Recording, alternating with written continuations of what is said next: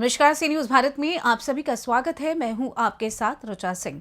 खबर महाराष्ट्र के भिवंडी से है, जहां शहर में हर तरफ कचरे का अंबार लगा हुआ है, जिससे लोगों को काफी परेशानियों का सामना करना पड़ रहा है। वहीं निजामपुरा इलाके में ताशा बावड़ी के पास गंदगी का अंबार लगा हुआ है, जिसकी बदबू लोगों के घरों में जा रही है, जिससे लोगों का जीना दुश्वार हो रहा है।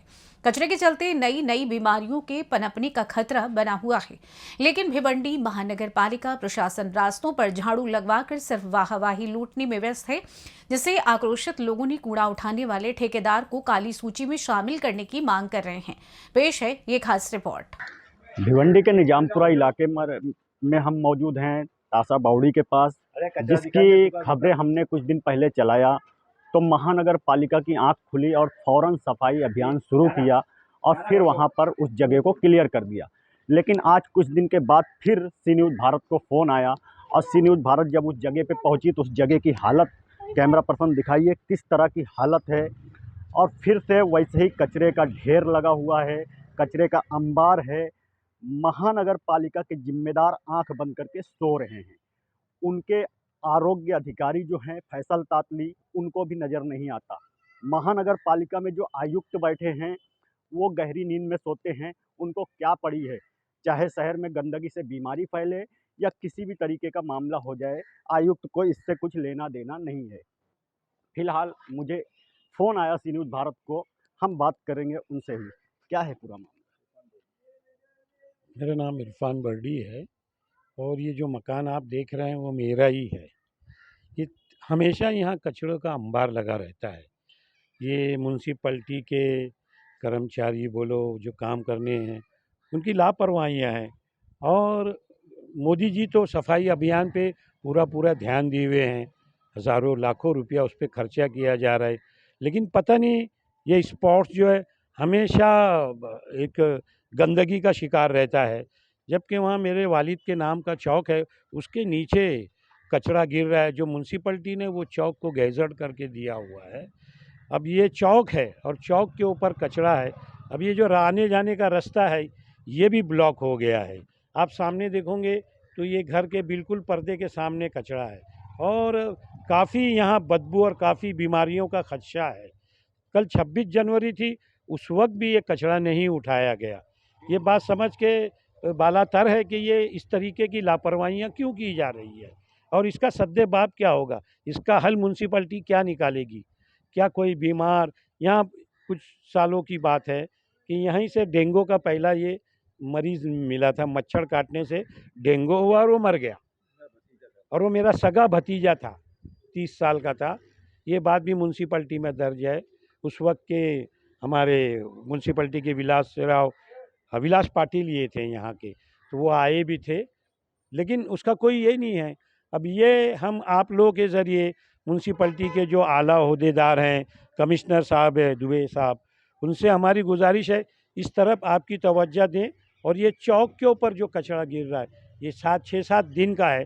अब मैंने अपनी बात दोहरा कि 2 मरतबा जलाया गया है, जो धुआं निकला वो भी लोगों के घरों में गया, ये बच्चे। और ये जो ताशा बावड़ी जो बोल रहे हैं, ये पीछे जो बावड़ी है ये कचरे से भर दी गई है। जब पहले इसका पानी लोग पीते थे, यहाँ लोग नहाते थे, लेकिन अब हालत ये है कि ये बावड़ी अंबार बन गया है। देखिए आप पीछे, और ये बावड़ी ताशा बावड़ी बंद हो चुकी है। म्यूनसिपैलिटी में इसमें कुछ इनिशिएटिव ले और इसको साफ़ करने की कोशिश की। ये कोई रजिस्टर कचरा फेंकने का कोई ये नहीं है। ये मेरा घर, ये सामने वालों का घर, और कचरा फेंका जाता है और कोई उठाने वाला आता भी नहीं है। तो अजय वैद्य जी, आप सुन रहे हैं सी न्यूज़ भारत पे जो आज बोला गया है, तो आप इस चीज़ को सुन रहे हैं। अजय वैद्य जी, आप अपनी ऑफिस में बैठे हैं, इस खबर को देखिए और अपनी आंख खोलिए कि शहर की जनता किस तरह से आक्रोशित है। ये जगह कोई कचरे डालने की जगह नहीं है। इसके मेन कारण जो है, आपकी घंटा गाड़ी नहीं आती। अगर आपकी घंटा गाड़ी आए तो लोग कचरा इस जगह पर नहीं डालेंगे। क्या लोग अपने घरों में कचरा रखेंगे? अजय वैद्य जी, इसका जवाब दीजिए। महानगर पालिका के जिम्मेदारों, इसका जवाब दीजिए। आपकी लापरवाही से शहर की जनता कई अनेकों बीमारियों में मुब्तला हो रही है। किस तरह से आप स्वच्छता अभियान चला रहे हैं। आपके स्वच्छता अभियान सिर्फ एक दिखावा है। अभी इन्होंने कहा कि हमारे मोदी जी इसका एक मुहिम चला रहे हैं, तो ये बात सच है। स्वच्छता अभियान की मुहिम चल रही है, मगर भिवंडी शहर के जिम्मेदार अधिकारी गहरी नींद में सो रहे हैं। उनको कुछ लेना देना नहीं है स्वच्छता क्या है।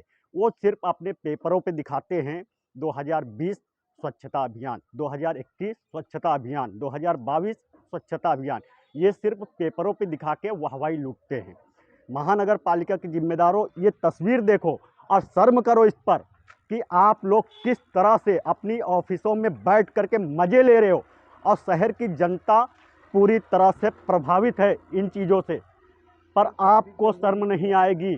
लेकिन सी न्यूज़ भारत आपके आंख में आंख डाल के बात करेगा। सी न्यूज़ भारत इसी तरीके से खबरें दिखाएगा और आपके काले कारनामे को उजागर करता रहेगा। ये बताइए कि यहाँ पर घंटा गाड़ी जो ठेका दिया गया है महानगर पालिका द्वारा, उनको करोड़ों रुपया दिया जा रहा है, फिर वो काम नहीं कर रहे। आपकी क्या सोच, आप क्या सोचते हैं नगर पालिका के बारे में? भाई घंटा गाड़ी भी आती है ना, तो जैसे उन्होंने काम बांटा हुआ है, एक सुबह जल्दी आएगी तो बोले मुझको यहाँ से यहाँ उठाना है, बाकी का छोड़ देती है। अगर वो दूसरी गाड़ी जो दूसरा आदमी लेके आता है, काम एक ही को ठेका दिया हुआ है, लेकिन उन्हें पता नहीं डिस्ट्रीब्यूशन किस तरीका का किया है। जब आधा उठ जाता है और आधा नहीं उठता है, कभी ये साइड वाला आता है वो उठाता है और वो साइड वाला चला जाता है। दोनों गाड़ियाँ एक साथ में आती ही नहीं। बोले आधा हमारा है आधा उनका है, और वो काम नहीं कर पा रहे हैं सही तरीके से। सवाल तो यही है कि जब घंटा गाड़ी टाइम टू टाइम नहीं आएगी जी। तो लोग क्या कचरा अपने घरों में रखेंगे? सवाल ही नहीं। तो इसी तरीके से जब घंटा गाड़ी नहीं आएगी टाइम टू टाइम, तो लोग कचरा कहाँ फेंकेंगे? इसी तरीके से यहाँ कचरा जमा हो रहा है। नगर पालिका की लापरवाही किस तरह से, आप क्या मानते हैं? लापरवाही का तो नतीजा है कचरे का जमा होना।